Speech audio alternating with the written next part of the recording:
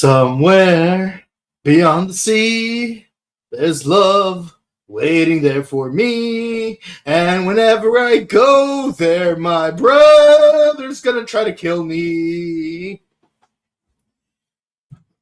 I feel like I had a cold opening for this batch of episodes, but I completely forgot what I wanted that cold opening to be. But so, I just wing it. It is what it is. Hello, everyone. Welcome to the Rider Time Archive. Me and Steve back at it again. I know we're delayed by a day, but on the upside, you guys get to see us review the Mighty Morphin Power Rangers movie. So consider that to be a lovely, lovely, lovely trade-off. But in the meantime, we are discussing the penultimate batch of episodes for Kamen Rider Black.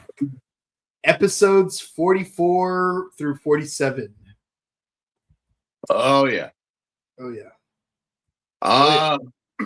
First off, let me say my apologies for last night.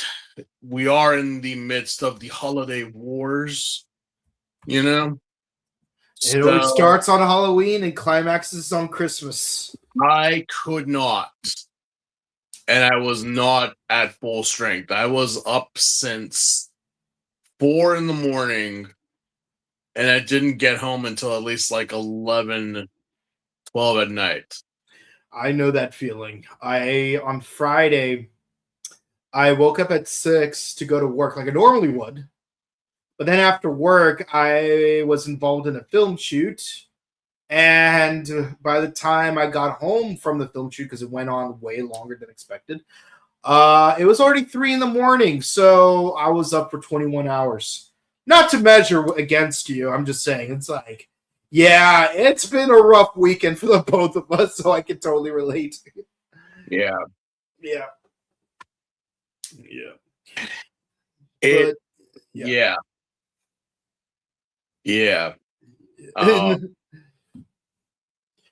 I was not able to join in on the Mighty Morphin movie or Yesterday for Black for those reasons. So. Yeah.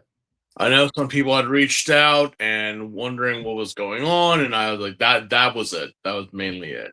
And we all need to have our health days. We all need to have our health days, and and it's something that I make a very prominent point of. It's like health comes first. We love to entertain you guys, don't get me wrong, but we can't entertain you if we're dead. Yeah.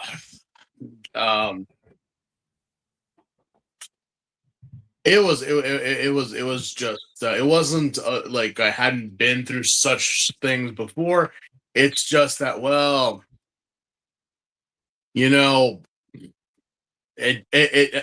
when you're going on like 8 hours of sleep in a total of 2 days,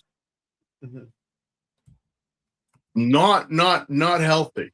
And it doesn't matter if you're young or old. I dare someone to just sleep 4 hours, go through all that, be like constantly moving, and then tell me how you feel afterwards. Oh yeah, no, I remember like I had like a manic phase after my dog died, my previous dog. And it's like, so like, I mean, like, I want to be perfectly clear, I'm straight edge, so don't get any assumptions, but it's like when your house feels a little bit emptier, you kind of want to like avoid being in your house as much as possible, but you also have a 9 to 5, so it's like you wake up at 6 to go to work, and then you come home at 3 a.m. and this is like, well, not okay, let's say 2 a.m. So like on a regular basis, you are just up. Like, you only get, like, on average 4 hours of sleep for, let's go with 3 months. And during that time, your body's not healthy. I used to be a lot less athletic compared to I am now. And, like we're talking, like, almost 300 pounds, 40% body fat. It's, like, and the amount of physically active and mentally stressed that I was at the time, it's, like, my body could not handle that strain. So yeah, no, don't do that. Like your body needs rest.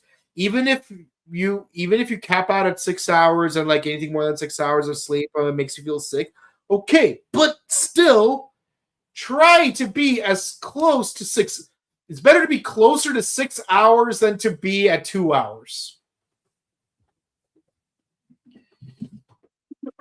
Yeah, no, I know. I Yeah. believe you me. I mean,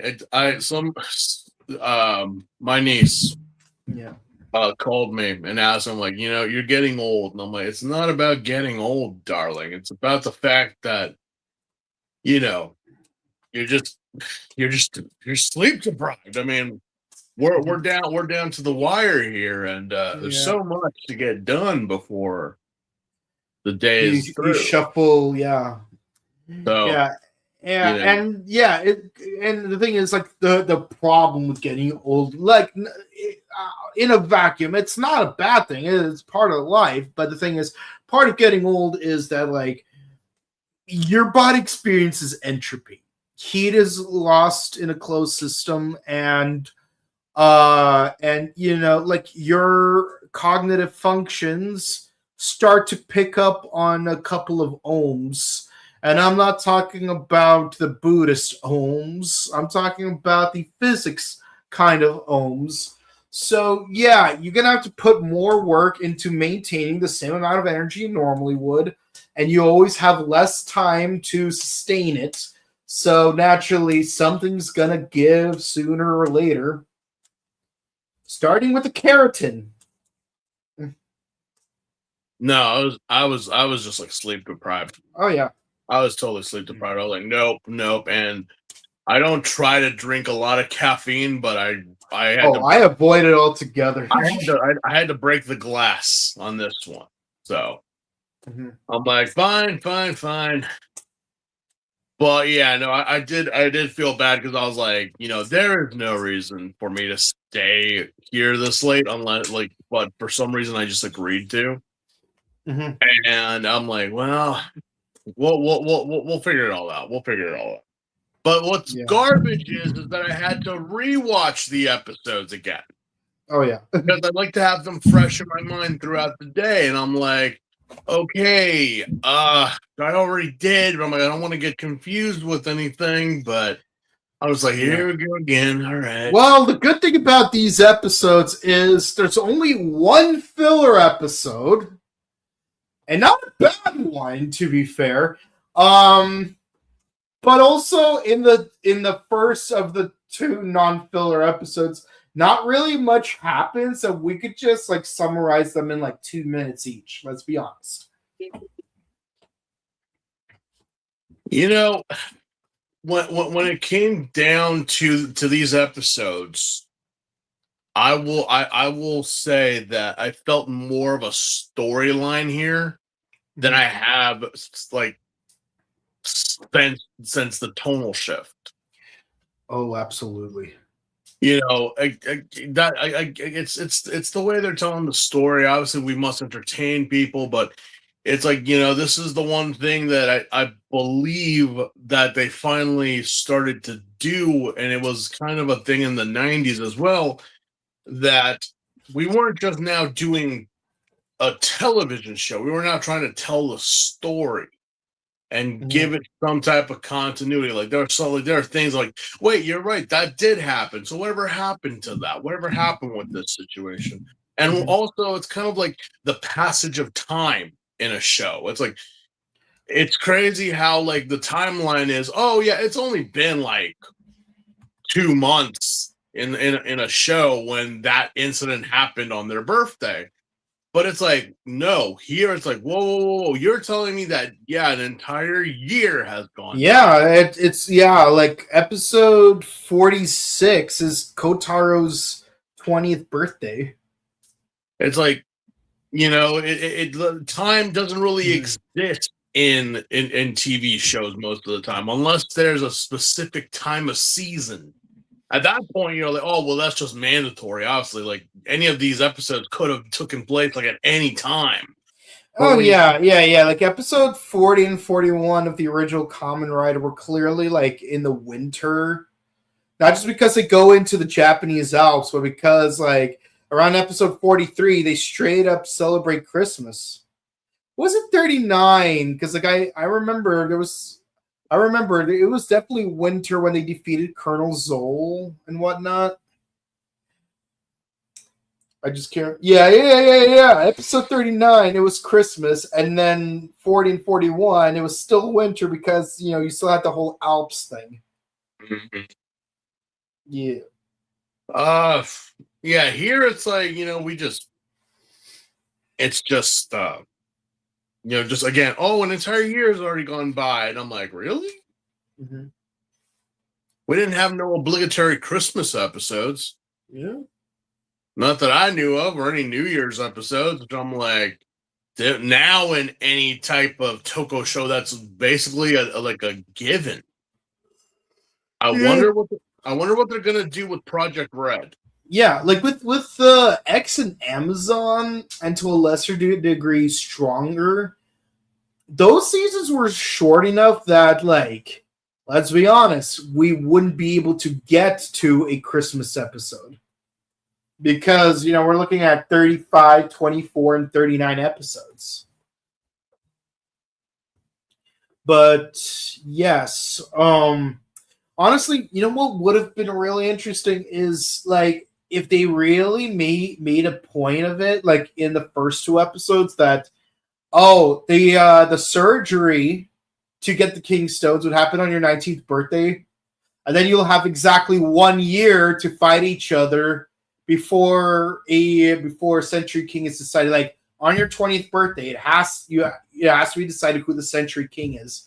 That way, I feel like at least that way there'll be more pressure to find Nobuhiko as quickly as possible because you got to save him before your 20th birthday.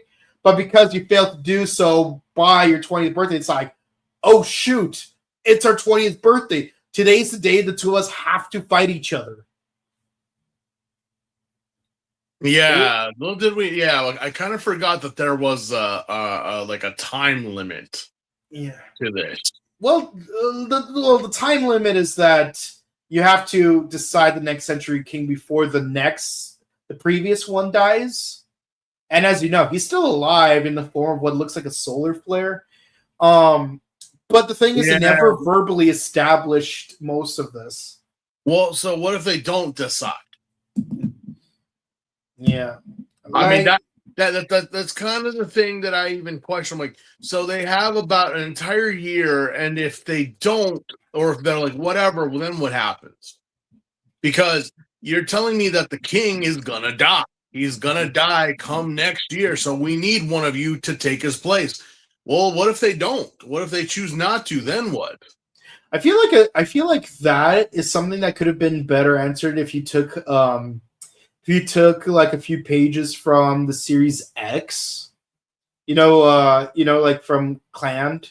Yeah. Because it's like you have the Heaven Dragon and the Earth Dragon. It's like one, and they have to fight each other to the death, and then like the survivor decides how the Earth survives and whatnot, and like that would have made more sense because it's like as long it's like if there is no Century King, neither humans nor the Gorgon would be able to survive. So you need, because like somehow the Century King feeds it into like Earth's energy sources. Look, this is me writing my own story at this point. So like a Century King must continually be present. So if the two of you like Kotaro, if you win, then the Earth will be revitalized such that the humans survive. If Nobuhiko survives, then he'll be the Century King that will revitalize the Earth such that the mutants survive. But both cannot survive. And so like that would make more sense. But if neither of you fights, then neither survives. Yeah, and we don't have that here. Yeah. That's kind of like my my little complaint about it is that So wait, I mean, you guys made them, and so what happens if they don't? And there's really not explained what will happen. Like a theory that I had was, so if for some reason these two don't kill each other or decide to rebel against you, and you're dying, right? We're already solidifying that you're dying. The Century King must die by the end of the year. Okay. So wouldn't it have been better to keep Belgenia somewhere nearby since he really wanted it? Yeah, that would have made more sense. But again, the Century King can't have that because Belgenia wasn't born on at the right year.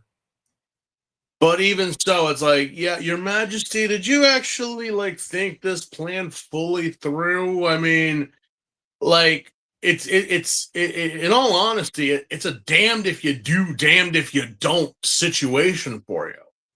Because, I mean, I would possibly imagine, like, okay, yeah, you know what? They choose not to, whatever. And then in that low moment of not, of like, whatever, you probably kill one and then take the other one and by force, obviously. That's what I would honestly think would happen in this situation. But it doesn't even seem like that because it's like, oh, well, the Century King has to willingly do it. Yeah. So yeah, and again, we like, oh well, obviously Shadow Moon will do it because look at him. Like, no, not really, not really. Because if it would, because I would agree with you. Yeah, Shadow Moon we'll give it to Shadow Moon because he's gonna do it. No, no. So something happened that I was like, I know we kind of left Nobu in the back of the fridge and not really too much with him. But you know, I don't think he was in the back of the fridge long enough. Yeah. Something didn't take. Something didn't, and it's not because you guys didn't try. It's just I don't think none of you have like ever dealt with a situation like this. We're talking about the 80s. Like, when was the last time this happened? Like, you know, I'll say the Century King would be, I'd say it's a century ago, right? Human beings were, you know, and still are simple creatures. And if life is simple, then and what are the odds that the brothers would that these two would be brothers? You know, I kind of feel like that's something you guys shouldn't aim for. Yeah. Because that kind of like, yeah, if they were total strangers, you know, like, well, in the story of X, it was two friends, obviously. But it's like still, it's like, yeah, that's not really a good idea because I don't think either or. I mean, they'll fight, but they're not gonna kill each other. And it's like, well, we need someone to. I'm like, you know what? Just pick one. Just pick one because I don't think it's gonna happen. I don't think so, especially with how like the tonal shift has changed from edgy 80s show to reverting back to Ichigo in terms of plot structure Silliness. and silliness. So and you know, again, a lot of people have told me that you just love ragging on Black. I'm not ragging on. I am simply pointing out what many people have, and I too am seeing here because it's like, yeah, I could watch Jurassic Park, God knows how many times, and I can still be like, why is there a freaking like cliff there and the T-Rex came through there? Yeah. What? Yeah, no, it's like you could watch something a million times and still be entertained, but you're still able to point out some of the silliness or even straight up stupidity. You had people with tranquilizer darts and like electric cattle prods that were enough to take out like bears, big bears, and yet you couldn't take out a raptor. You had to literally shoot it, and even that, I'm like, that is a 2-barrel shotgun and it's shot 4 times. It's an elephant gun, pretty much, and you shot 4 times out of an elephant gun. And still didn't do anything. Still didn't do anything. I didn't know you guys were dealing with an Ankylosaurus. I didn't know raptors were armored. Anyway, moving away from the paleontology. If you want that, there's a sexy cosplayer who claims to be a paleontologist you can go follow. Yeah. Anyway, And yeah, like I know who you're talking about. But I have to say those Neon Genesis videos that she posts. I eh, actually looked it up. It's actually true. It's actually true. And I'm like, somebody like, no. Look, I know women that I will not say their profession, but they have PhDs in chemistry and science. And I have seen it. I was at their graduation, but it's like, I'm sorry, I got corn in my ears. What are you doing? no, Not I no, and I it's just okay. So what about your PhD? Oh yeah, I do that on the side. no. Like I like back in the day, like 10 years ago, I had a lot of friends who were strippers, and I mean like we were legit friends. Like we hang out outside of you know, outside of the club, and like like no, there's something physical going on between us. We're just platonic friends, getting in and out and whatnot. And let me tell you, they're in med school, and they go and they're strippers because strippers get paid really well and pays off for med school. Yeah, and they can prove it too. Like if you like, even if you're getting a lap dance from that particular stripper, just to give that specific one as an example, like and you like you asked her, it's like what is the process of what's it called what's it called of using an EKG, like she'll explain the process of systole, diastole, pressure, volume, and like go through the entire 0.8 second process in excruciating detail while she's dancing on your lap. Like the entire process, the changes in your atriolic volume and pressure, your ventricular volume and pressure, all the changes that go through systole and diastole. Like she'll go through the entire process in detail. But let's be honest. Let's be honest. You paid her just to dance on you. You're not gonna ask her a cool question like that. Nope. But the point being is like OnlyFans is the new stripping. It pays well. So your decisions are yours to make. Just don't do anything like. But the thing is, if you're a content creator, don't do anything stupid like that one thing like that one person did that ended up getting a documentary about it. We're not going to go into details about why that is. Let's just say if you know, you know. And two, if you're the subscriber, be smart with your finances. Don't send $60,000 to a woman in a single month in hopes that she might go out with you, because she won't. Like with that kind of money, you may as well just go out and get yourself a real girlfriend. I have no comments on that. No, and I'm not saying pay, and I'm not saying pay a girl to be your girlfriend. I'm saying like actually ask a girl out on a date, buy her dinner, have a conversation, and if she likes you, go on a second date. Now, and keep going on dates until you establish enough rapport that something romantic sparks between you guys. I think that is a better use of those $60,000 than hoping with that one time, some girl that's like 5 to 12 time zones away is going to notice you. Ken wouldn't know. Anyway, this PSA is over. Anyway, let's get back to the topic. So a kid is playing with his RC, and somehow the radio waves interfere with string theory. Somehow.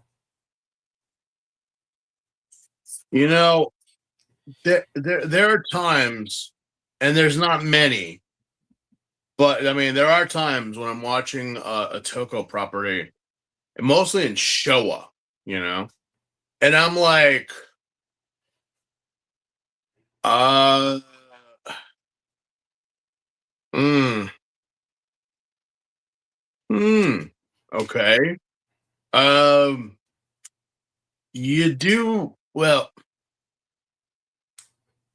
How could this frequency, or how could this common everyday device that you can find at a 100 yen store At be a able Radio to run, Shack. be able to run interference on a top secret multi-million secret government agency Illuminati project? And we totally forgot that we have a government Illuminati scientist that could stand next to a giant anthropomorphic cat with tusks and just be like not bothered by it. It's just Monday, just Yeah, it's just Monday. Monday for Golgum. But the thing is, it's like, where were these guys before? Well, again, we must solidify that Golgum is an Illuminati Men in Black level agency that has existed for over many millennia and that have worked in the shadows. No, I get that part. I get that part. We established that in the first arc. I'm saying, where were you in the middle of the story? I know. The thing is, it's like, yeah, and we're trying to solidify it. Yeah, did you guys remember that? Because we haven't done that for the past 30 episodes. That's my point. It's like, in the first 10 episodes. I'll even give it to like 19 episodes because of I'm saying like in the beginning. Obviously, we stopped after like once we hit 15, 18, somewhere around there. Yeah, I would say Hayato was like the last episode. We focused so much that we even had an Ultraman as a guest cameo in this show to say, like, yeah, not only did Kotaro's dad, his dad, who was a top leading researcher, was not only invited to his party, but several officials of parliament and top officials of the government, along with the mayor and the actress and the police commissioner and God knows what else was at this party. These are all big important people. I'm like, for an 18-year-old's 19th birthday, all these, like, I'm like, Dad, did you do this for them, or are you trying to network, you dumb bastard? Like, seriously, you can't even take a minute to celebrate like the spawn of your loins, die like one more day in the grave, closer. Like, no, I have to bring all my important friends here because, like, it's where are their friends? Where are their high school mates and buddies? And like, why aren't Kotaro's? It's like, yeah, you said, oh, it's a private family function. It's a private but then family function. Why are the parents' co-workers there? Why are all these stuffed shirts here? Because we had to put it in that this is a secret organization that does not exist. Okay. All right. Yes, all right. Yes. We all know where this is going. We are a secret club because of our agenda. I'll bite. Like, serious. Okay. What? Yeah. And we saw murder. We saw death. The killing of children. All right. And then little Timmy got his balloon caught in a tree, and the Kamen Rider must get it. What?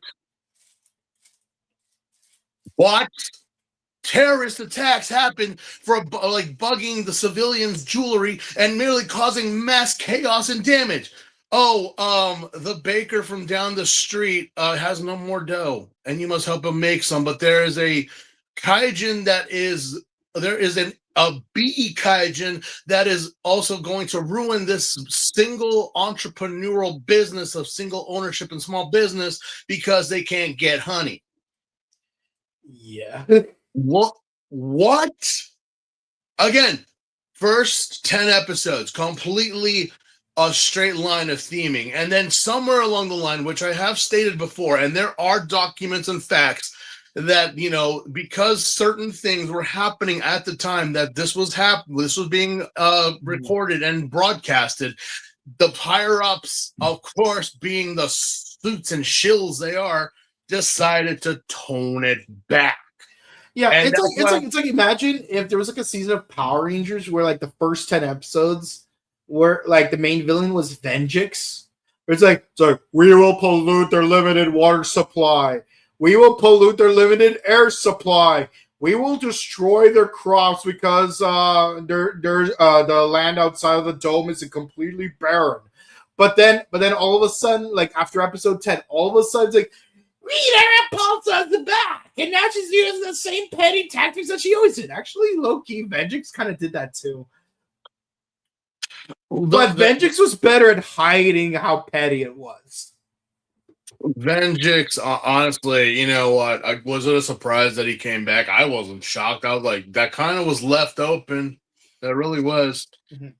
It just kind of sucks that I mean, it could have been amazing, the stuff of Legends, if you had a better writing staff that gave a shit. I mean, it wasn't the worst, but it could. I mean, it was okay. It wasn't good. It wasn't great. It wasn't excellent. It wasn't the stuff that'll be talked about forever. No, it was. Yeah.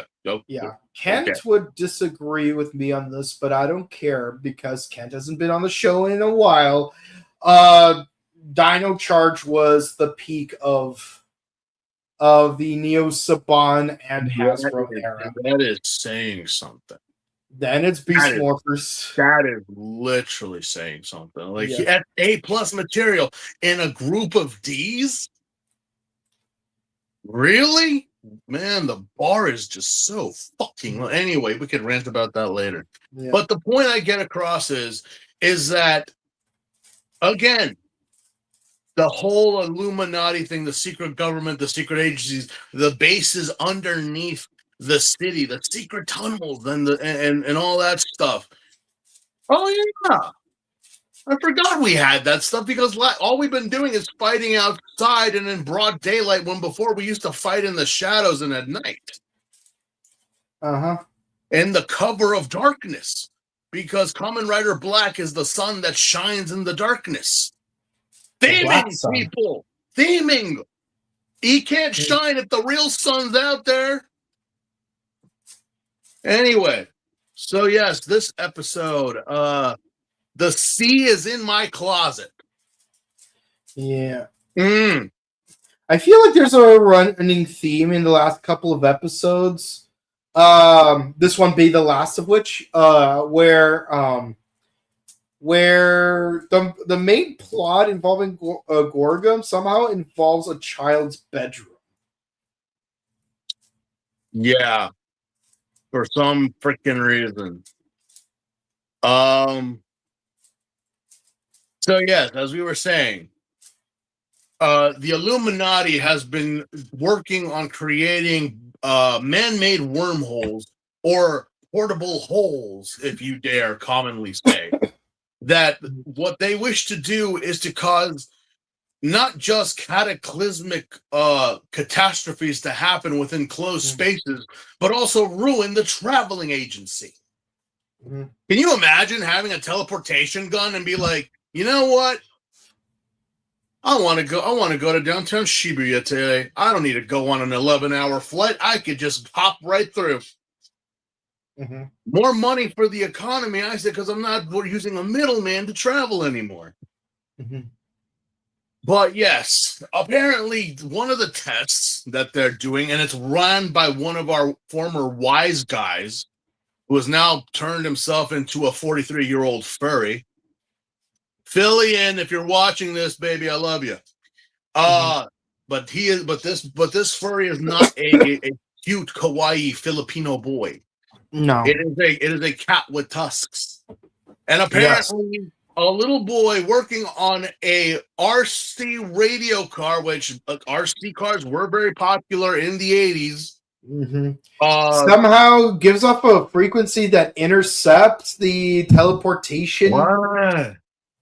that somehow causes a wormhole in his closet that leads to the Gorgum laboratory.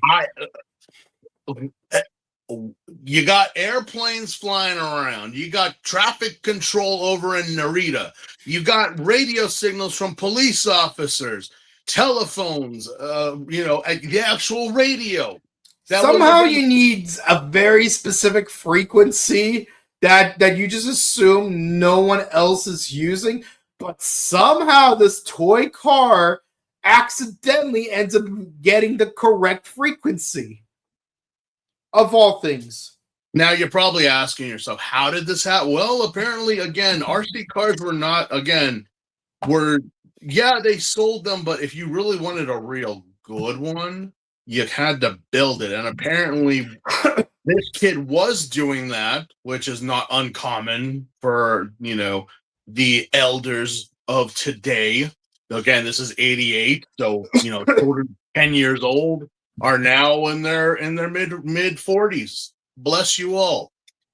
Wasn't crazy for them to actually build and construct toys or to do it themselves. I think our generation now is the last that we actually made model kits and toy rockets and such.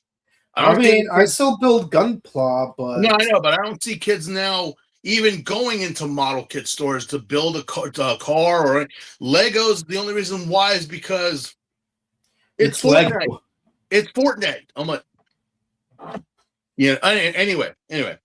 Man, these kids will never know Bionicle. So this kid just apparently opens his closet and winds up in the secret government offices of Golgum, which are millions of miles beneath the Earth's crust.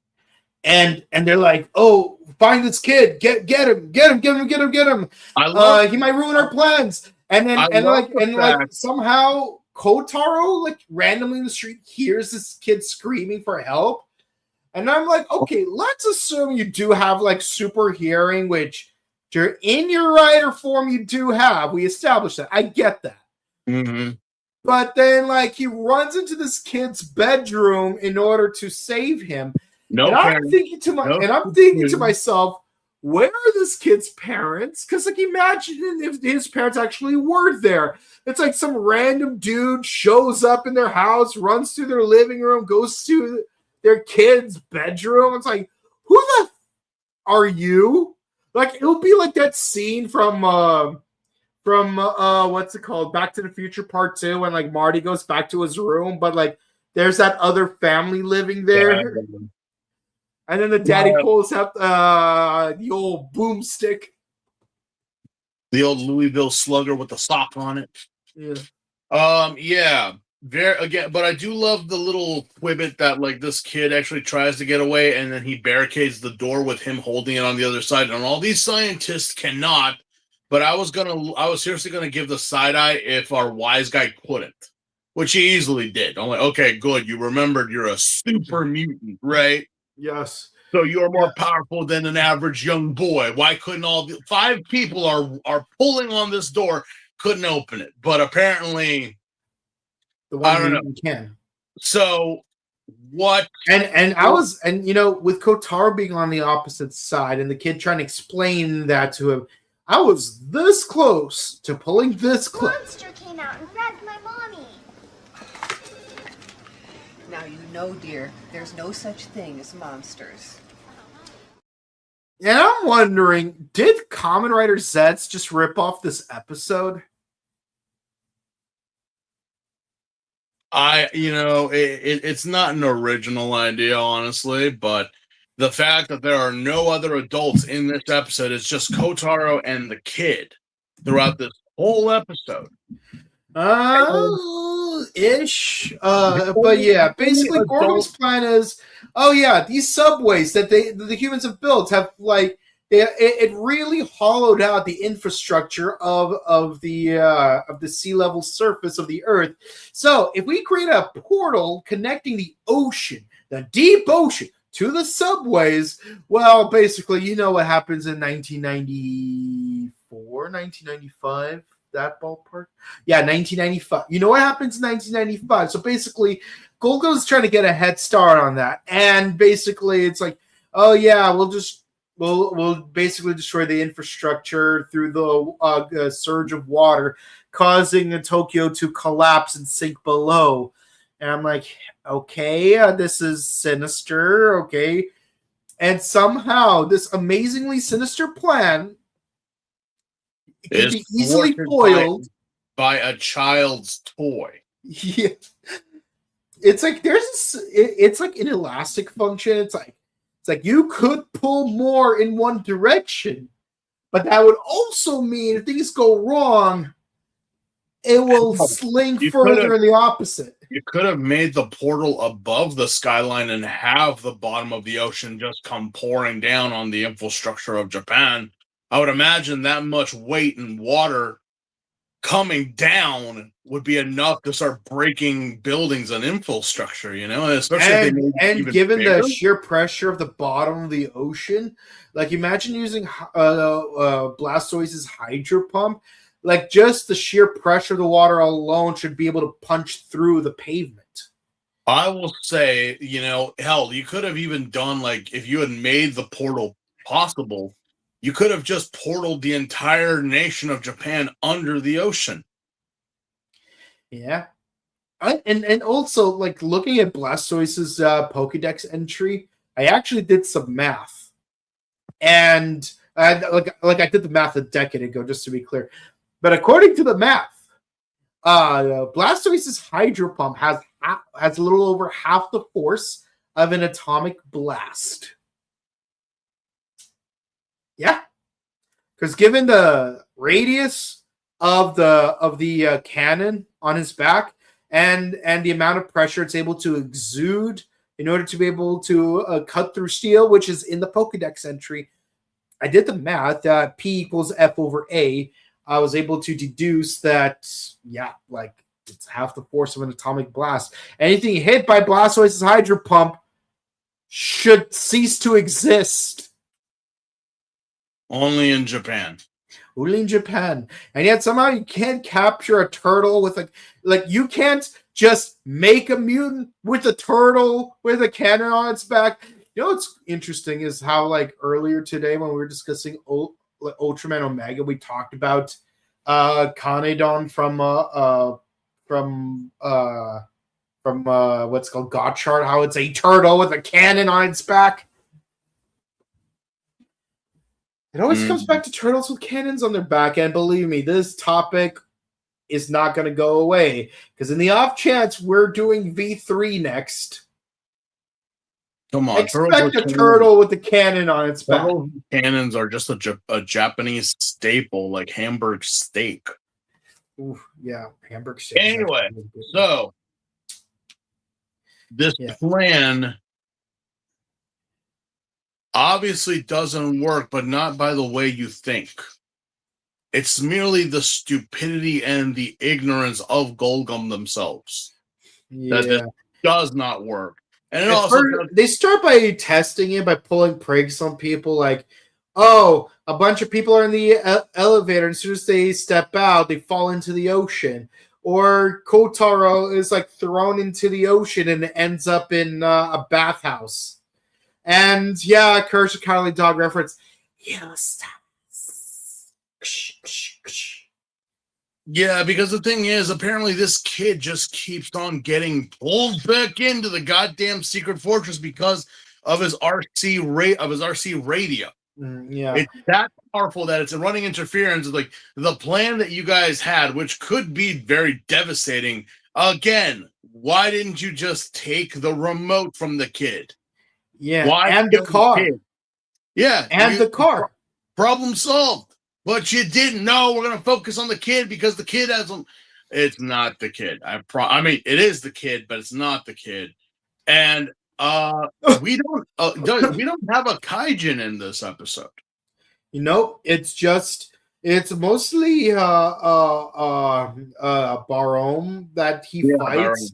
The other two priests show up briefly, but they're not prominently featured and stuff. The funny thing is the concept of the ocean is It's good. It's very recurring in this batch of episodes. But to simplify, not really much happens. He fights the three priests. No one gets murked. There is a countdown. The machine gets destroyed, so thankfully, no more teleportation for them. And the laboratory gets destroyed, but apparently the kids' parents got spooked enough that they're moving out. So, Just like the ending of Mighty Morphin Power Rangers, the movie, the game, it all boils down to a timer ending to get out of the secret base. Mm-hmm. And luckily they did, which, again, not a bad video game, but it sucks that we didn't get any mecha footage. Nope. But yeah, the kid's family just decides to leave, and it's like, okay, we win? And it's not a very good victory, in my opinion. Which I mean, they try to tease with like a Twilight Zone style ending where it's like, a boy leaps towards the future, but Golgum is still out to get you. And then like the closet door opens. I'm like, bruh, this is not the time. This is not a sci-fi show. This is more of a. I mean, this is yes more, and no. This is more of the lines of like, yeah, secret organizations, but the supernatural. This ain't Ultra Q, dude. Yeah, don't. All right. And that was The Sea is in My Closet. Next episode is very little happens in this episode, so I can just summarize it really fast. Flowers, Bisham's death. Well, that spoils the plot. I wonder what's gonna happen. Imagine if Bisham doesn't die in this episode. We pretty much summed up the Me Too movement, and I'm not shitting on that. I am simply saying that there were certain things that it's like, wait, how does this relate to this, and why is this happening when it has nothing to do with the actual main cause? We're just hating now for the sake of hating, and people are using their feelings to like, I'm sorry that you made bad choices in your life. I'm sorry that things that didn't work out with you with this career or this job or this person, whoever it may have been, but that does not reflect on everybody. You may have been hurt, and I'm sorry, and I'm here to listen, but just because she is happy doesn't mean that she must also be miserable like you, or you, sir, that no woman dares to date you. You're gonna just be shitting on men, talking about it on the internet, and then later get your job broken. Which, seriously, you should. And it's so annoying. It's so BS. And I'm like, we have a very good example, and I could use that clip from the Fairly Odd Parents and take it out of context. It's like we have such a perfect society in this one scene. Why ruin it by doing this to women? Like, or even adding women, for crying out loud. I'm like, well, it's true. It's very true. But yes, we deal with our wise guy. The lady wise guy. Bisham decides, I am going to take charge of this. Not like Basham in the last one. This one is going to work. I'm like, all right. Shadow Moon decides to back off, and like, if you got a plan, I'm just going to make it simple. It's like we briefly talk about like. It's like Kotar's like, oh, it's so lovely today. Even though Golgum and Shadow Moon declared war on humanity and threatened extinction, people are still playing in the parks and the children are playing. It's the maternal instinct. Mothers are taking care of their children, and fathers are providing for their families. And then Bisham's like, okay, I'm gonna make all these flowers that spread pollen. And let me tell you, if you know what pollen is to a plant, there's a certain irony to this plant. Yeah, so because of this pollen, women have lost their maternal instinct, so now they're just singing karaoke songs with no tone to them. Oh, And just- baby, you're a fireworks. Come on, let your colors burst. Make you go, oh, oh, oh, oh. I could make a Ryan Higa reference on how to be emo, but that's beating a dead horse. A 20-year-old dead horse. The fact of the matter is that Bisham decides. I would imagine if she were to like do this to the guys as well, I'm like, okay, now you got both sides not giving a shit about their maternal instincts, about men caring about their families, their children, their wives. But here it's pretty much like, yeah, I'm going to be some influencer on the internet and just start targeting the girls because girls, aren't you tired of whatever I believe is going on? And just by drugging them with flowers and, again, monotone. It reminds me of the red guy from Cow and Chicken. If you ever let me see if I have it right here, I think. Yeah, I do. Yeah, the red guy was pretty funny. Oh yeah, and also what's it called? And for some reason, some of the girls are even just being straight up ignorant by like shoplifting and whatnot. Going a bit too smoothly. I'm gonna mess it up. Yeah. That is Bisham in this episode. There is no rhyme or reason for what she's doing. She's never really had a bent. I mean, obviously, yeah, for Kotaro, obviously.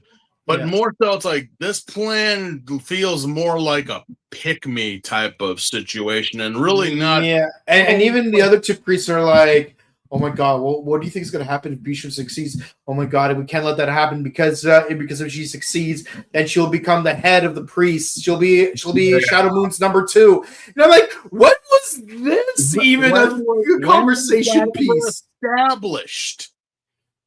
I mean, like, when was it ever established that you guys are going to be picked between favorites? I mean, like, she kind of was like, I want, like, again, they kind of just out of nowhere, out of their stupid, red pill minds, they decide to, like, that, oh, if she succeeds, then obviously she'll succeed, and we can't have that, blah, blah, blah. And I'm like, then what are you guys going to do? Oh, we're just going to sit here and write angry posts on Twitter. Because I don't know, her plan is sort of working. Women in all areas, both job and homemakers, are not really giving a shit. They're singing monotone karaoke, talking about how men are trash and whatnot. The bills ain't getting paid. The dog's not getting taken out or the cat brung in. It's mass hysteria. Yeah. And so Bisham lays a trap for Kotaro. They end up in a pocket dimension, and for some reason, their sister gets caught in the middle. Where like it's like, oh, if you don't use that sword to stab the Kingstone out of your abdomen, we're gonna use these scissors to like cut your sister or something. Yeah, Bisham's her whole plan was, again, it's not hard to kidnap little sis. It's not. No, you've done it like 4 times. Especially like why the heck you needed to drug all women in your BS influencer nonsense. I mean, the ladies in one scene were just, doing like, mother parenting classes and trying to better themselves and learn something, and you come in just to fuck it up because. Yeah, I mean, there's really no reason, or I'm like, yeah, this is where the upgraded part of their character really just didn't. Yeah, and of course she clearly. And I know this is a few years before the movie comes out, but clearly you haven't watched the movie Speed. Like, you're going to give Kotaro a sword, and you expect him to hurt himself, and not just simply turn around last second and throw it at you, which is exactly what happens. He throws at her, stabs her, and then uses the distraction to pull his sister away from all the other girls, and somehow doing freaking Tanya's special attack from like Zio, like, oh, I'm gonna use this whirlwind to like blow everyone out of the water, but then it's like, well, Kotaro and Bisham end up grappling, and then Shadow Moon's like, you know what, I'm done with this, and pulls out what is basically a Zeus lightning bolt and just like flings it, hoping to hit Kotaro. But then all of a sudden, like, he turns around and Bisham gets stabbed by the beam instead. And somehow, and apparently, it's a continuous attack that needs to slowly drill inward because somehow Kotaro is not also stabbed by it. And it takes the little sister to, like, pull him away so that only Bisham is affected by the attack. So you're telling me that light has to drill through a body to get through it? Apparently, not special beam cannon. If apparently 20 miles is enough to kill somebody if properly hit, you're telling me light speed is not strong enough to kill somebody? Are we trying to give the physics of using warp drive in Star Wars in that shitty second movie? Really? Well, you see, no! That should have killed all three of them, but apparently it had to drill through Bisham and to get into Kotaro. But it's like, yeah, wait, why didn't it drill through to Kotaro? It's because little sis was there and Shadow Moon kind of had a special Blu-ray edition version of the last 20 minutes of Return of the Jedi. But what I mean is that scene where we see Luke getting nuked and Vader just tackles Palpatine and throws him, but instead of that, what we get is a low no, and then throw him. I'm like, why did we have to have him say no? No reason. Dramatic effect. You can't really tell feelings through the mask or through anything. Well, obviously with Shadow Moon as well. Shadow Moon is like the Darth Vader of this world, but you can kind of tell when he heard little sis saying that she can't let Black die. Mm-hmm. He kind of was like, pulls back because, wait, why did you pull back?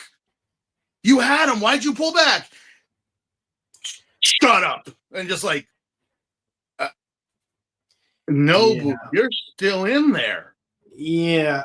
But also, it's like, what's really funny is that now that Bishu is completely decimated and we rescue all the girls, what's it called? The two other remaining priests are like, no, Bishu, we will avenge you. What do you mean? What do you mean? You were upset that she was about to be promoted over you guys. You guys were literally like there scheming and thinking of what you guys could do next. And I'm like, and then you guys are yelling like the fucking brides of Dracula from Hugh Jackman's Van Helsing. I'm like, Bisham, no. You guys were plotting like fucking Andrew Tate and calling her a bitch and saying, fuck her, I hope she dies. I'm like, guys, she and then died, when she finally does, suddenly you're upset. No. Oh. I'm gonna get some pizza. What the fuck? Yeah. What? And then both priests and Shadow Moon get lightning struck by the Sentry Kings. You idiots! Don't you understand? The only person who's allowed to kill Black Sun is Shadow Moon. What part of Century King do you not understand? Yeah, like seriously. How many times do we have to teach you this lesson, old man? Why are you guys even getting involved in the first place? Like, why? What exactly are you guys doing or trying to do? Like, even for the beginning, I'm like, yeah, it's Nobu that has to kill Black, not you guys. And I'm like, no, this is not a favorite. This is not a thing. I'm like, I'm pretty sure if Bisham was alive, the king would have, tore her a new one too, because the Century King is just like the internet. It's like the world. We find out you had one failed career endeavor in certain spicy media, and then you dare claim purity. It's not going to end well for you, darling. Not at all. And Bisham, yeah, what exactly were you trying to do besides trying to kill Kotaro? Again, I don't understand why it has to be Shadow Moon, because Shadow Moon has just created 2 sex doll girlfriends and hasn't moved. Like, you should be down there. Balgenia was actually down there. He would be down there. You're just standing there like literally. Can you stop posing like RoboCop and go do something? And also making that noise every time you step. And not try to act like Darth Vader. Like, you don't have a breathing problem. Just clear your throat and then speak. Mm-hmm. It's like, what are you doing? You should be down there. I'm waiting for... And then you got mad at Balgenia for doing the same thing that you should be doing. But you got mad at him because again, Balgenia didn't do it to be sneaky. He actually wanted a fair fight. Which I don't really know what it is you're trying to do. But we can touch on that in the next episode because they do get a very strong talking to. Is Bisham dead? I don't know. There's a Kamen Rider series. Nothing is actually dead until we see a fucking body. All we saw was the actress in a suit full of smog sticks like fall into the field of flowers and explode. We saw the explosion. Yeah, explosion. But again, if there ain't no body, I mean, really. Mm-hmm. But anyway, that was Bisham dies. Not bad. Next, Barome dies. Grand Barome's death. The fierce death of Barome. I'm like, God damn it, stop spoiling it. Here is honestly, this is, I mean, I think it has been touched on before, but I think this is probably one of the most like famous of this trope. Mm-hmm. What is Golgum actually? Like what we hear what the 3 wise guys have said Golgum is. We have heard what Nobu as Shadow Moon thinks Golgum is, and what Kotaro believes Golgum is. But what does that mean for the mutants in this organization? Or actually, it's not even an organization. It's more of like a colony of people. It's more of a colony of life forms that are trying to exist. And like, what does that mean for them? I mean, obviously, you want to live in this world, you want to thrive in this world, but we can't do that is because, well, humans and mutants just don't get along ever. Yeah. Just take a good look at X-Men 93 to get your proof right there. Yeah. So Barome wants revenge for Bisham's death, which we already established is. But what the heck? Like, you were just hoping that she would fail just a moment ago. But, it's Kotaro's birthday. That's right. It's been a whole year. Okay, Ash Ketchum took a whole year to get back to Viridian City, and we never addressed this, but alrighty then. But before you can blow out the candles, we have to have yet another flashback of his 19th birthday before he completely passes out, and both he and Shadow Moon are given a vision from the Century King. Yeah, today, the two of you have to fight each other to the death. right now. Like, hurry up. I ain't You're getting not my dad, Centric King. Shut up. fly Besides, right now or you're fired. I'm You're 20 not years Sam old. Marin. Tell me what to do. God. Yeah. Like, Yeah, so yeah, meanwhile, like the Golgum are plotting. It's like, oh yeah, this is how we're gonna build our new city, but won't that pollute the oceans? Yes. Won't that destroy the oceanic mutant ecosystem? Yeah, kinda. But that's a risk I'm willing to take. And it just so so, happens that the whale mutant overhears is like, I so can let me get this straight. And again, this is something that I've noticed in 80s, 90s media when it comes down to the mass genocide of a population and the effects of it on the habitat. So you guys want to kill all humans. Okay, I get that.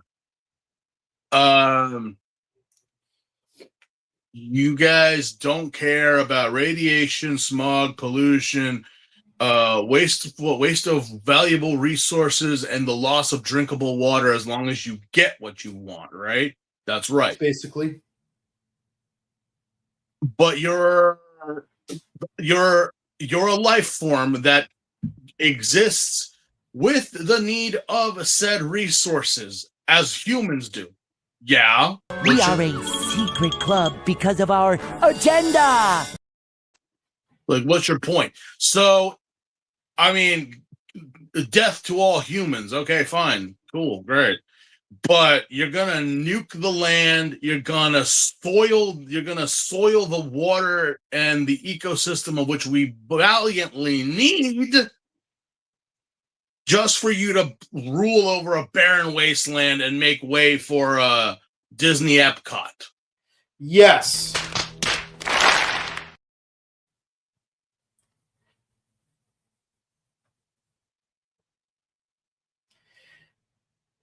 And apparently bat mutants are still a thing.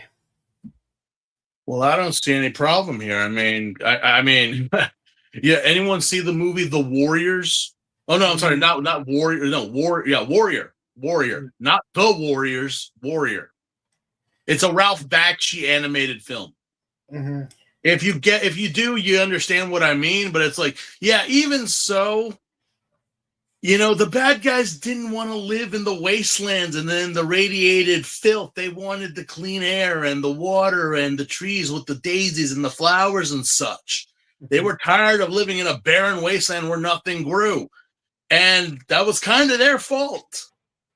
Yeah. But that's what you guys want to do. And you don't care. And it's like, yeah, the whale mutant, there's a whale mutant and he ain't that big. He must have not eaten his krill.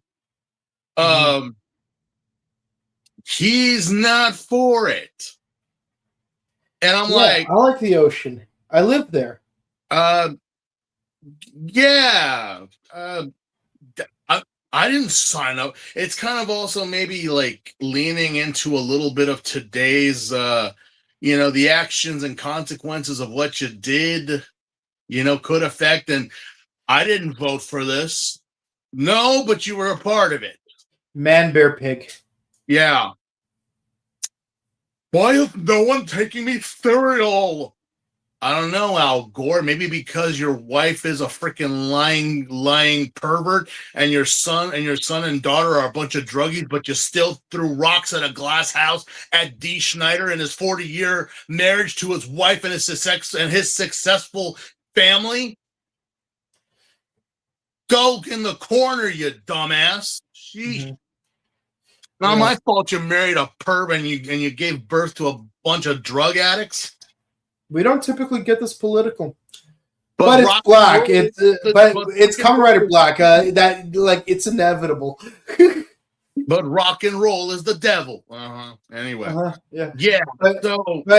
So Barome tries to coerce the whale mutant to attack Kotaro, and of course, the fighting is good. There's a cemetery scene, a beach quarry scene. But then, as soon as the whale has Kotaro pinned down, the dude just removes his own tusks like he's freaking Rancic, and then jumps on the both of them, and then just stabs through the whale Kaijin's shoulders. And he does it slowly, so I imagine this is incredibly painful.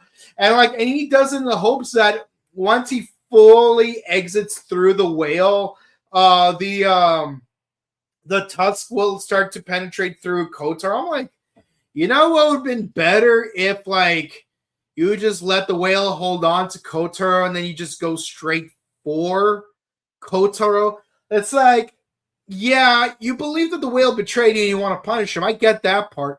But couldn't punishing him wait until after the bigger threat is over? Even so, here's the thing. I mean, and this is not a thing that we have touched on a lot, and I kind of questioned it myself. The mutants talk. Yeah, very rarely, but they very do. rarely do we have that interaction that we obviously, the three wise guys don't ever shut up, but it kind of made it seem like the rest of the mutants were just, again, mutated animals, but never really gave us that there was an actual subconscious there. Like, they never really, I would imagine that they would, some of them did, but only very rarely, very sparsely. And they just seem to blindly follow orders like a trained animal. That kind of what the vibe of these things were, is that while indeed they are humanoid, they are simply still just animals. Mm-hmm. And to me, the wise guys, along with Shadow Moon and the Sentry King, being far more evolved, were taking advantage of that. But in this episode, we find out that no, the mutants actually live and breathe and live life as people would.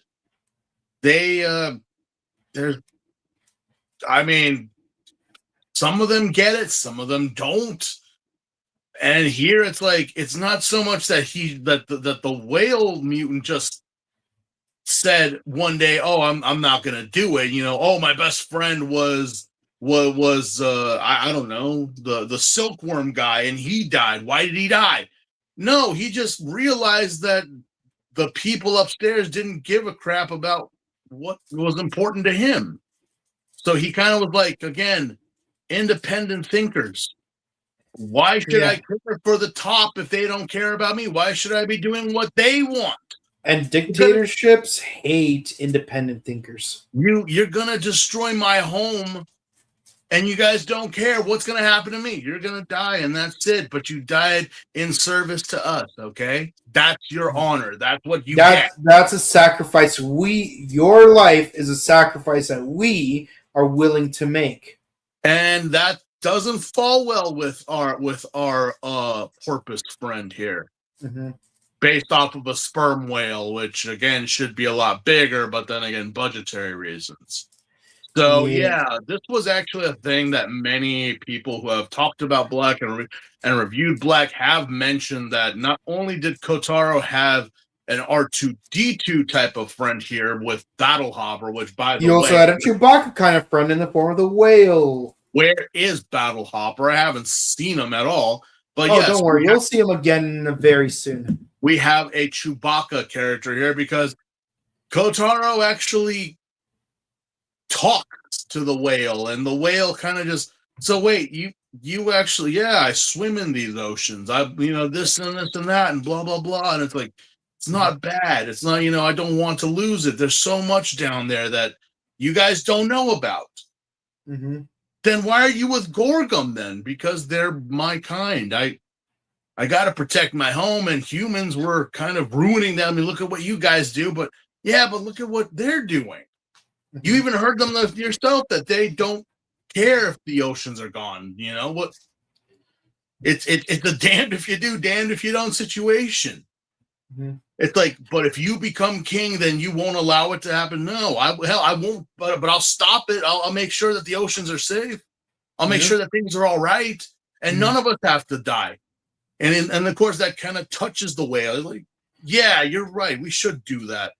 And it kind of sucks because, we do have that moment where with our wise guy, and again, the not not a Filipino femboy cat person stabbing our precious whale Yeah. with its tusks. Yeah, but then he blows him away with his blowhole, which gives Black the opportunity to Rider kick him, killing him once and for all. But I'll use my remaining energy to create a landslide, which thankfully Kotaro and the whale survive, and then they make a friendship pact. The whale leaves, which coerces Shadow Moon to make a final resolution. And he tells the world, the sun will no longer shine until such time that Kotaro fights me to the death. Until then, everyone will live in famine, pestilence, war, and death. Have fun with that.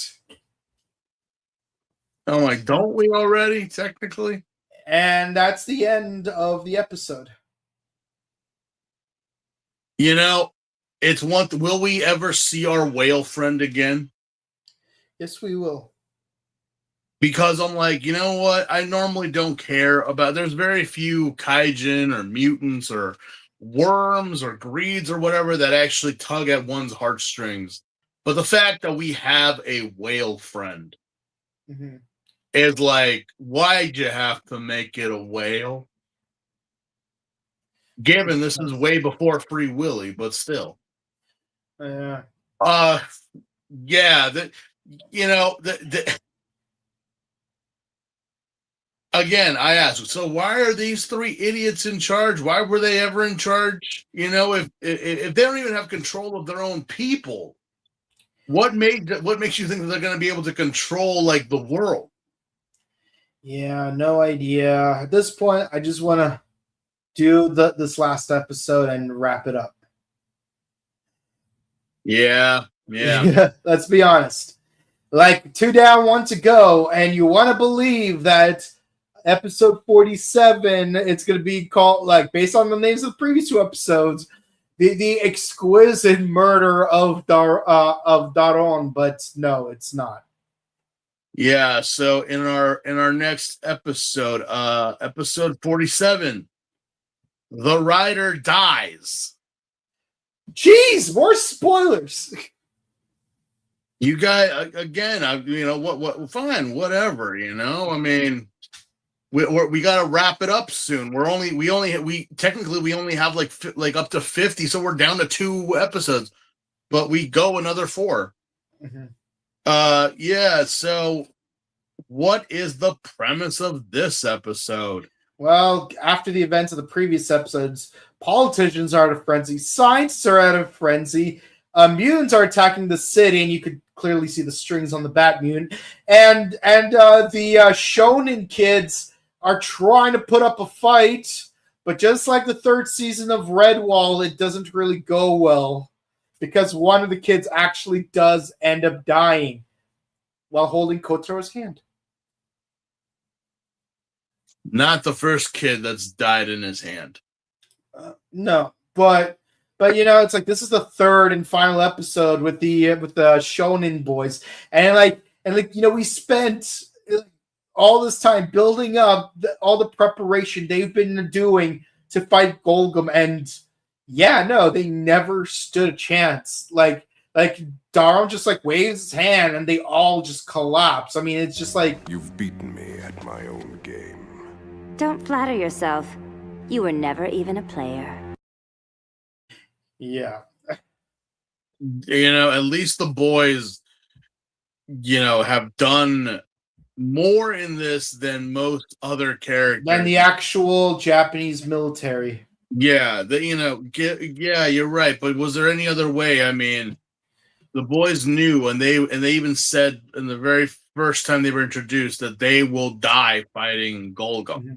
Yeah. And of course, Nobuhiko's sister and girlfriend, they try to pull a Sakura by saying you have to fight Shadow Moon. We are fully convinced that Nobuhiko's no longer anywhere in there. Nobuhiko's dead. You are welcome to fight him. And of course, Kotaro's like, you disgust me. And then he has yet another flashback of the 4 of them running through a field. I'm like, God damn it, you can't just slap long ago 20th century onto a flashback. and give us like an emotional moment because we see through your genjutsu. And again, this is Kotaro who's having those moments that I'm like, you know, Kotaro, I'm gonna say it, all right. You're not Hongo, you're not Fujioka, you're not Kisuke or Joe or any hell. You're not Eiji, you're not Wataru. There's no reason for you to like keep remembering the good old days. Because there's really no driving force in that. Like nostalgia exists to remember the feeling of a certain time. As opposed to like the reason why they do these things is because they're driven to move beyond it and better themselves.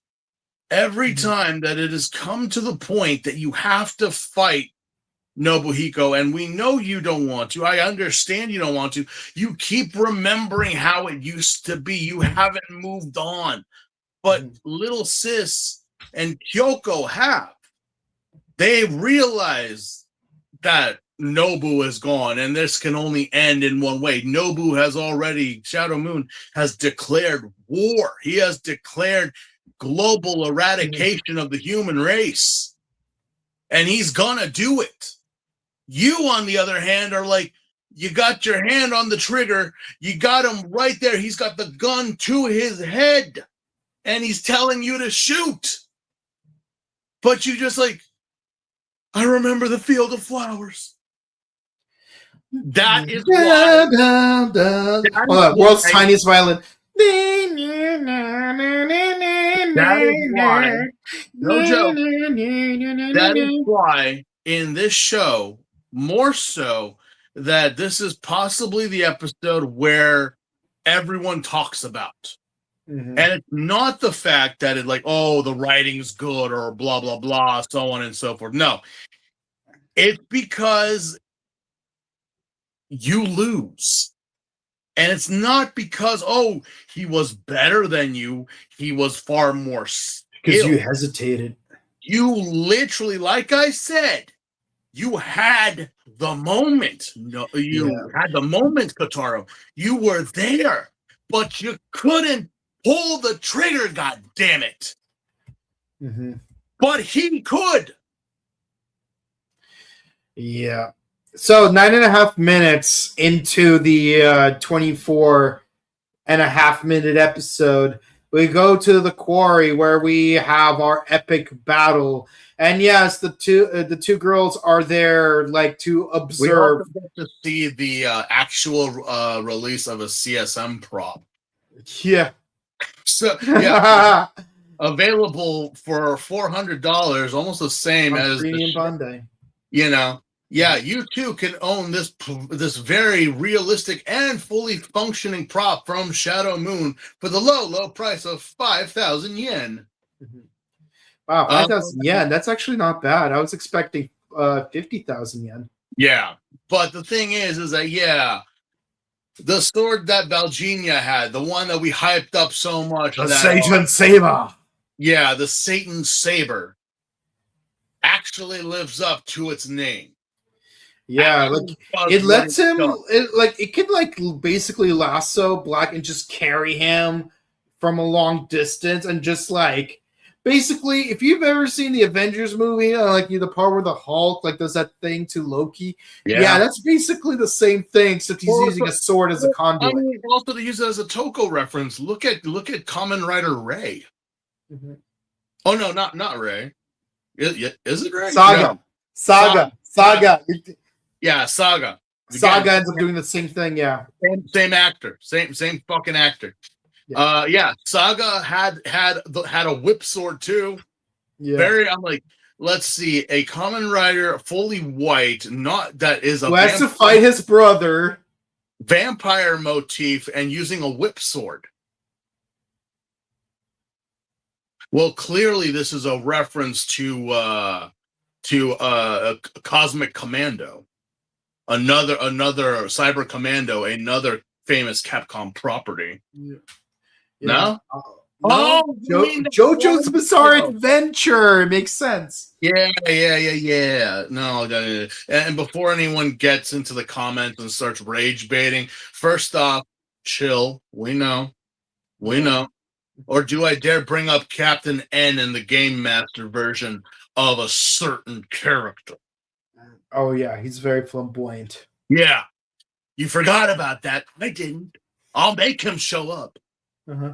That's the one. Yeah, that's the one. You want to talk about the thug life. We grew up with this guy as our representation. That TV show is how we were introduced. Well, how humanity was introduced to the Game Boy.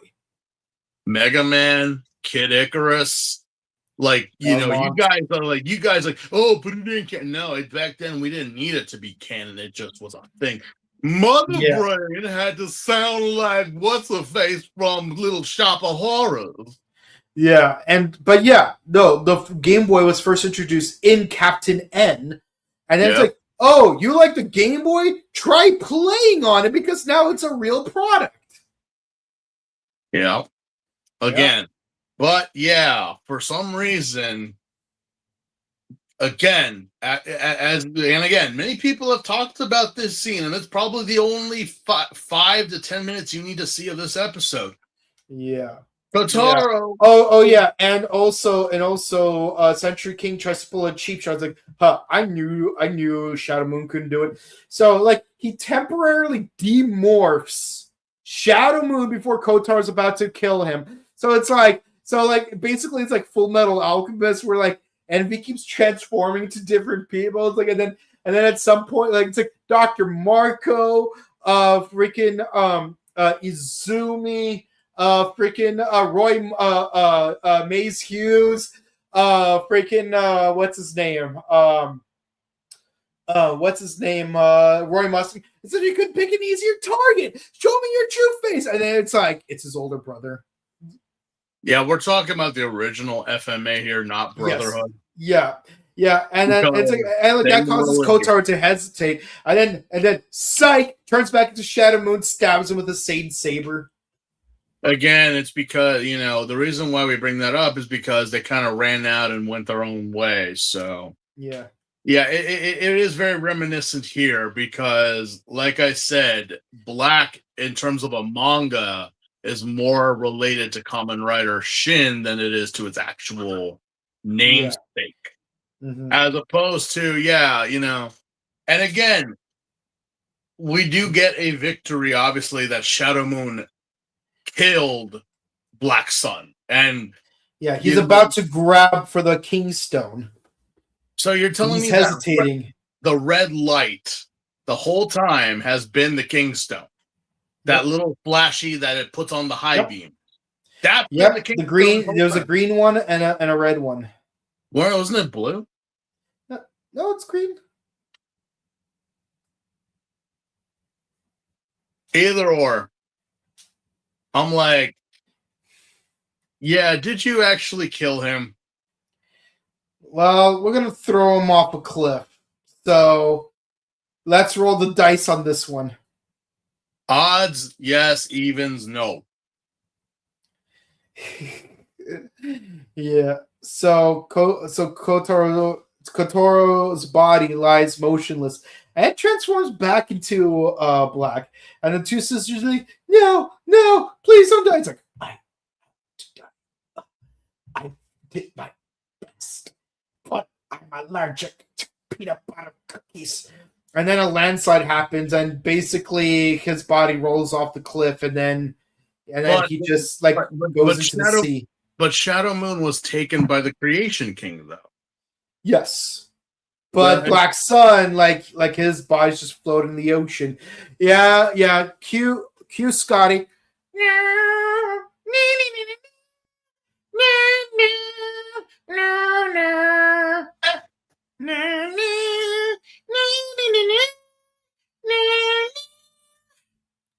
I'm gonna be honest. The only reason I know the first 4 lines of Amazing Grace is because of Eureka 7. High key. The only reason I know Amazing Grace, how sweet the sound that gave a wretch like me, I was lost, but now I'm found. I was blind, but now I see. The only reason I know those 4 lines is because of Eureka 7, because the 4th opening uses those 4 lines in the beginning and end of the song. You probably never noticed it, but I did. Mm. Yeah. Cherry blossom, na na na na na na na na na. Sayonara, falling love. Anyways, man, I miss that show. I wish it was released as a Blu-ray. But anywho, yeah, so his body floats off into the sea, and yeah, cliffhanger, Tsuzuku, which is also a word I learned from Eureka 7. Yep, that's it. Those are the 4 episodes. Yeah, we did get. I mean, we obviously did get a story here, and again, a 3-parter, all connected, and in 1 episode of filler. Because Bisham dies, Bucha dies. Obviously, our last one doesn't. Not yet, anyway. We still got 4 more. It would have been nice if he did, though. As for but we got to put 3 for 3. The Kamen Rider dies, technically, and of course, it must have sucked for kids to watch this back in the day. And then the fact that Kamen Rider's ending is so somber, and it talks about like field and the oceans in past tense. It's like, yeah, I'm pretty sure you may have ruined a kid's Sunday morning with this one, definitely. Who would have thought that Kotaro would have lost against Nobu? But that is Kotaro. That's who he is. He doesn't want to hurt his brother. He doesn't want to, ruin the family dynamics that he has. But that's also the reason why Nobu as Shadow Moon is far superior. He don't give a fuck. And this proved it. As for what is going to happen now, well, we got 4 more episodes to do, so that won't take us too long to go through. Okay. The Kamen Rider dies. Those are our 4 episodes for the night for this episode, and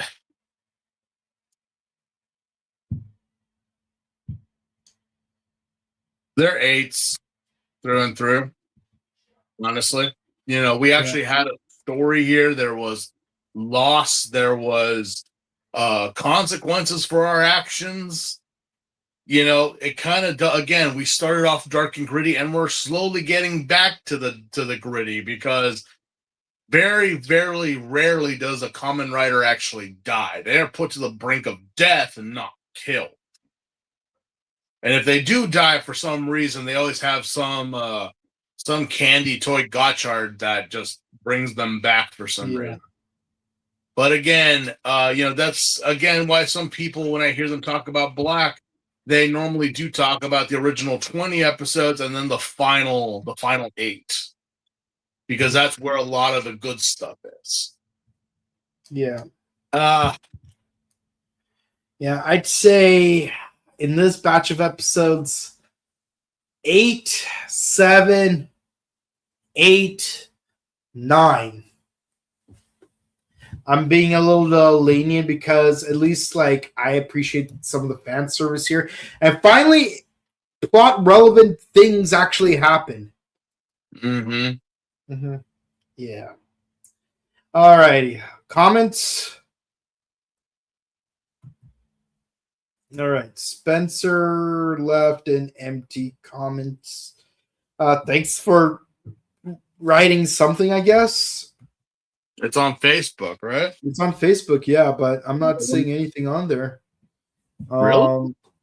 Yeah, I'm not seeing anything. Honestly, I'm surprised you could even leave a blank check. on here, but apparently you can.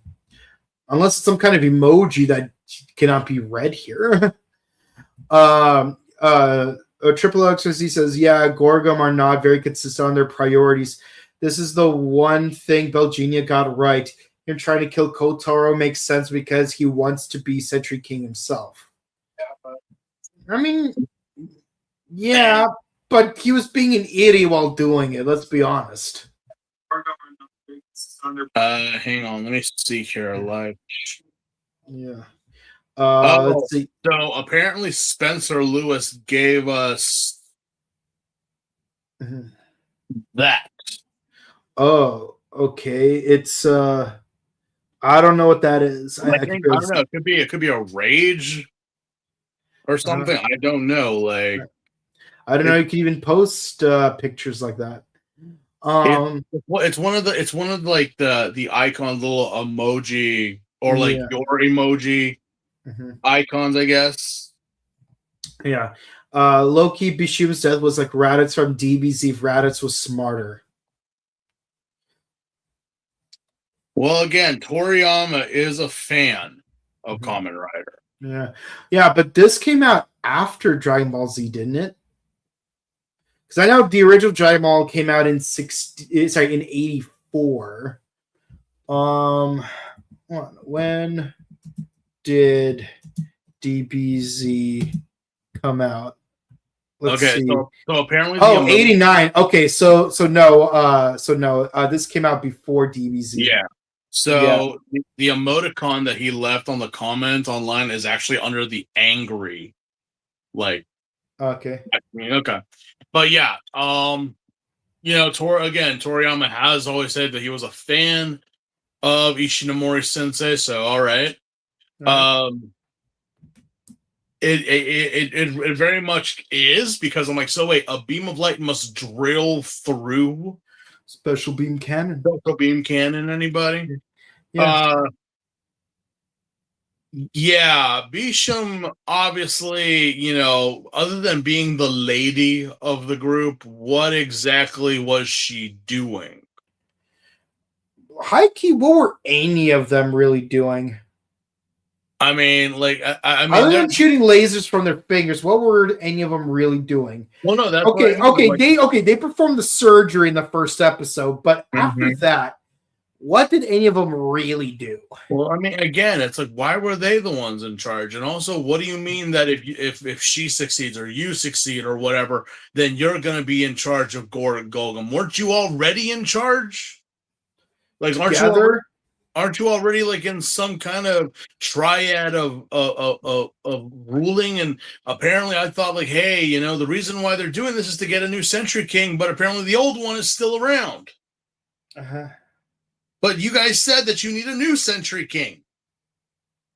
Why speak of it if the past tense when the old geezer is still here?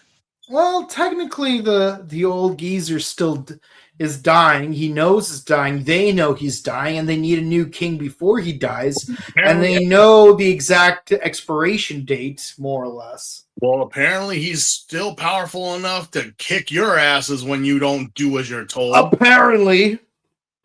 But it's like, yeah, no, he's too powerful. And how is he dying?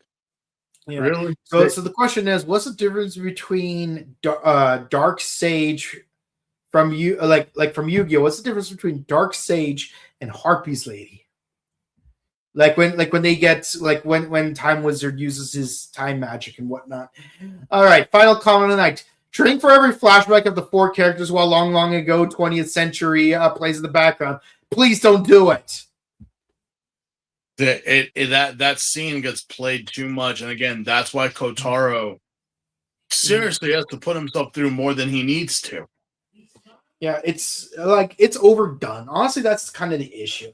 Like, Black has a lot of really good aesthetic. It has a lot of good themes, but its follow through is just really clumsy. And I remember enjoying the season more the first time I watched it, but really rewatching it at a slightly slower pace, I'm thinking to myself, yeah, why do I enjoy this? Why did I enjoy this as much? Like, I get like a couple of episodes were like really good, like the Time Jacker. Honestly, even the Time Jacker episode, it's like the only important scene was literally him trying to stop Nobuhiko from going to the party. But then look at me now. 5 years later, I'm misremembering it as, oh, he deliberately tried to take advantage of the opportunity to time travel to actively stop this from happening. No, Well, it's going back to my college days. It's like a media professor told me a long time ago when it came, like, he was asking a lot of people what their favorite movies were, and he would take a couple of them and he would be like, okay, he would put them on the board. A couple he picked. Okay, so you said, I heard someone say this movie. I heard someone say, okay, what if I told you these movies sucked? What if I told you that they're all trash? And it's like, but these are Academy Award winning movies. Like, and Titanic is still trash. There, I said it. And you think like there's no problem? It's like it's an airtight. In the terms of Titanic, what on God's earth did this movie had to do with the Titanic other than the last 10 minutes? Yeah. See, this is why I made a policy not to review Speed for 5 years. It's like, go back and watch your favorite movie. Go back and watch, and I mean really watch it, and then come back to me and tell me what you found out and what you have noticed. Like I said, Speed, my all-time favorite movie. I'll glaze the hell out of this movie. It's a perfect 10 out of 10. But the thing is, it's like I don't want to like jump into the whole like podcasting scene and doing the movie reviews, immediately jump to Speed and say, oh yeah, 10 out of 10, completely flawless. No.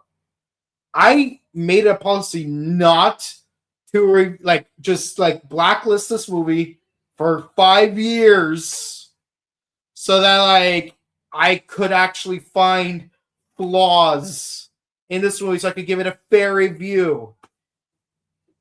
And honestly, I still see it as a perfect movie. Like honestly, like what's the worst part of the movie? Why, like cheesy lines? I mean, it's the thing with Black is that a lot of people, and I've seen it online, that they bring up Black and they hype it up. And again, if you've seen it, but then when they go back and rewatch it, it's like, again, we're rewatching it not as an enjoyment, but as a review. And then it's like, now you start noticing things. Yeah. And again, that's like any Toko show. I could tell you that, did Kaku Ranger, did Old Ranger have its flaws? Absolutely. Does Old have its flaws? Forze, Kiva, yeah, absolutely.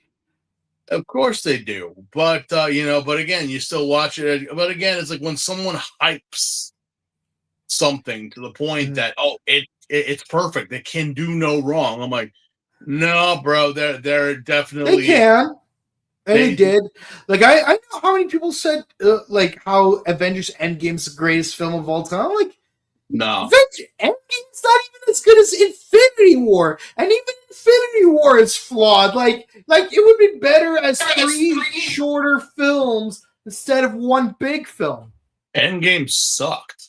Endgame was literally like but all the characters, yeah, fan service. Yeah, all the characters. But tell me, like, did we ever live up to what we were building up? The climactic battle between Drax and Thanos, or Hulk versus Thanos round 2, or whatever. Neither of those two things happened. None of that. What we did was just have everyone there and just end it. And it's just like there was nothing, no like grand, it's one man. Was Drax even in that planet where Peter, Tony, Strange, and the Guardians were, or was Drax on Earth? Because because they were basically split into 3 groups. I don't know. I mean, like Drax is a master of stealth and camouflage. So I didn't even notice him in the movie. Exactly. Yeah, anyways, but that's our review, guys. Yeah, but the fact of the matter is is that a lot of people would hype up a certain show, and I will give like references to shows and say, no, I enjoyed them, but yeah, you're right, I did notice that, I did, and again, I'm not saying Black is not good. It's not great. It's not the end all of all Kamen Riders, but it's definitely there as like we noticed a tonal shift within Ishinomori Sensei's writing. That developed into the 80s and then slowly into the 90s, may he rest in peace, to the point that they took some of that late work and revamped it and brought the Kamen Rider back. Yeah. But with that said, guys, thank you guys so much for watching. Please be sure to comment, like, and subscribe to us on YouTube, Facebook, Twitter, Instagram. Ding the bell icon, stay notified for our latest videos, and be sure to share videos because it helps out with the algorithm. We are shooting for 3.5 thousand subscribers for our next subscriber goal. We are decently paced there, but it never hurts to get a lot closer to that goal. And we're gonna do like a fan special for that as well. We already did our 3,000 subscriber special where we reviewed Mighty Morphin Power Rangers the movie. You can watch it on our YouTube channel.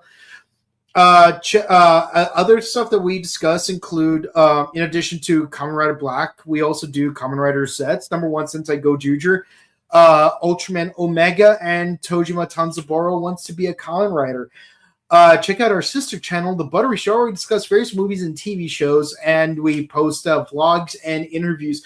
Most recently, we uploaded our interview with William Salyer, who did the voice of Rigby from regular show, and Otto Octavius from the Spider-Man games, the PS4 ones.